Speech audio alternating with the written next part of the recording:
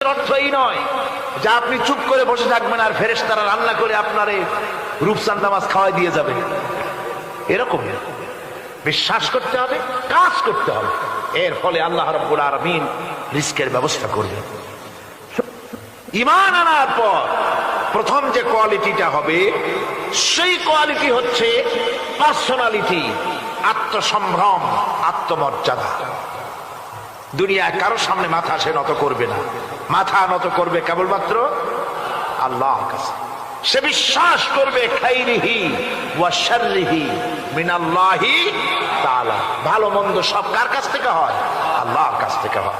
সে কিছুতেই বিশ্বাস করবে না যে কোনো মাজারের কাছে গেলে, কবরের কাছে গেলে আমার তকদির পাল্টে যাবে, কোনো মোমেন তা বিশ্বাস করবে না। কথা বুঝতে পেরেছেন?